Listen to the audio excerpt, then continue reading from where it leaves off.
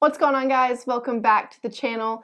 So today we're going to talk about financial freedom, and everybody wants to be financially free, but that might mean something different for you or for somebody else. So today we want to kind of go through some steps that got us to that financial freedom mark to where we felt really comfortable. To start it off, to get your finances in line would be to have a money rule. And what I mean by that is having percentages. So say you're living paycheck to paycheck right now and you can barely make it as it is, then set a goal of, okay, well, Bo, I'll have to live off 90% of that. It takes every bit of that check to live off of, but at least set some kind of goal to put, 5% to savings and maybe 5% to investing or 5% to an emergency fund, whatever that might be, to pay off debt. And obviously if you're making more money, you can increase or decrease those numbers of saying, well, now I only need to live off of 50% of my income. And then I can save 40% and the other 10% I could go towards debt or whatever that might be. But I've noticed if you don't save the small amounts, you're never going to save the big amounts. And I think that's what we learned a long time ago in the past I thought, well, man, if I get this job and say I make $1,000 from it, well, what's the point of me saving $100? It's not even that big of a deal. We start taking $100 and putting that in your safe, and just all of a sudden 5 years later, you look back and you're like, wow, I saved quite a bit of cash. Small steps lead to the big steps. If you don't have a plan for your money and where it's going, we've noticed too in the past, this was the biggest thing that we ever did. We had it written on a whiteboard. Okay, 40% is going to this, 60% is this, and that really set us up to where we knew what we were spending our money on. Yeah. You need to know where your money's going every single month.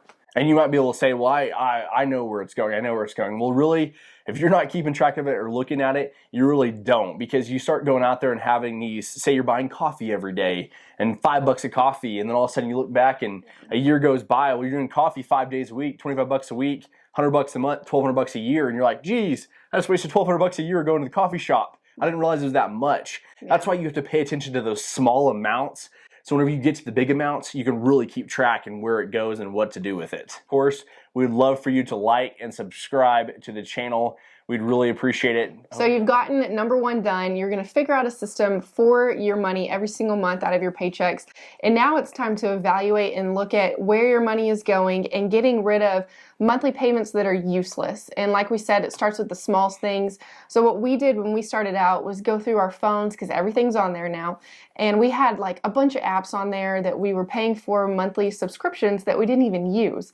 And it might not seem a lot when you're only paying $2 a month, but if I have 5 and Bo has 5, that's going to add up. And if we get rid of that, then that can go towards our investment account. Or, the little numbers matter, and it always goes towards something else. She had some that were $2, but then I had some that were $20. And, I wasn't even using those apps. And so, you think about it, that's a couple $100 right there. I just already eliminated off the top that might be the extra $200 that you need a month. Yeah. And so you really got to pay attention to those small amounts. And then you can start working towards take care of those small ones where you can just cancel them and get rid of them, and then work towards the debt amounts. So don't be trying to put little payments toward, a massive amount of debt. You need to focus on like accomplishment and goals. So if you have just say $1,000 bill that you're making monthly payments to, right? That's all you have left. So maybe focus on getting that $1,000 bill taken care of so you can figure out and get that paid down, and then now you're losing that payment. Now you already, now you accomplished the goal of getting rid of the $200 a month in subscriptions, and now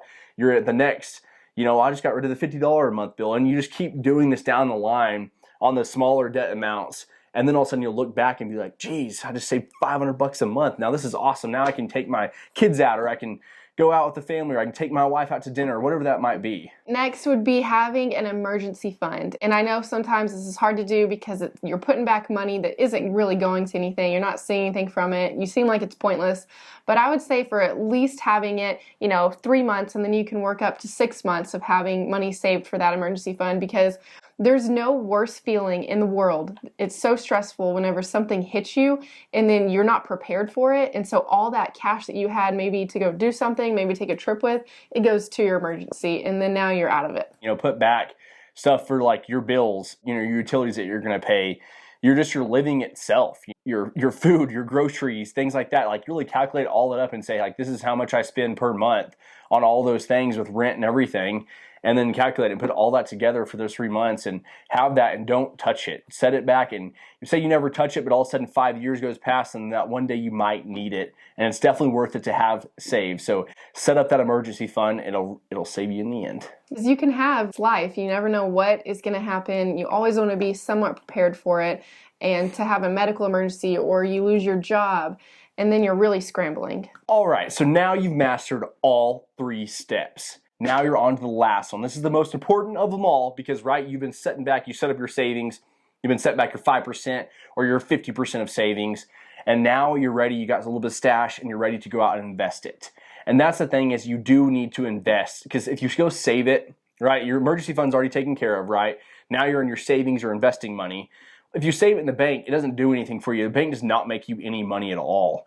And so you need to be focused on either like going out and doing real estate, or going and doing, investing in some crypto, or maybe you're buying a car and you cleaned it up and you sold it for more money, or whatever that might be.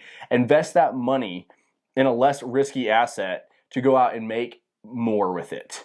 And then that's just your bonus money, that's your investing money. And then whenever you do go out and you do profit that extra $2,000 from that car you just flipped, or you went out and you built this business, a Shopify business, right, and it took off, you made an extra 10K that year, or whatever it might be, your goal is to invest. Because those investments eventually over time are what's going to be paying you, or if it's real estate, passive income, to where you're not having to worry about anything else. And all this won't be instant, right? You can't do this all in one day.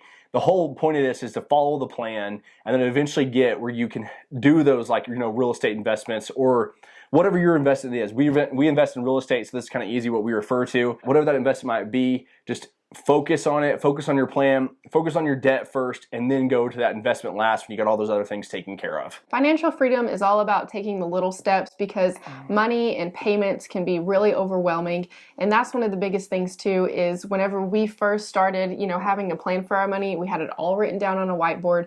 And sometimes it was overwhelming. So we were like, you know what, we're just going to tackle this one first and just take it like that and get rid of it slowly, and it will come over time. So guys, we really appreciate you watching this video. We really hope these steps help you out. Let us know in the comments, and I hope you guys have an awesome week. Yep, thanks for watching.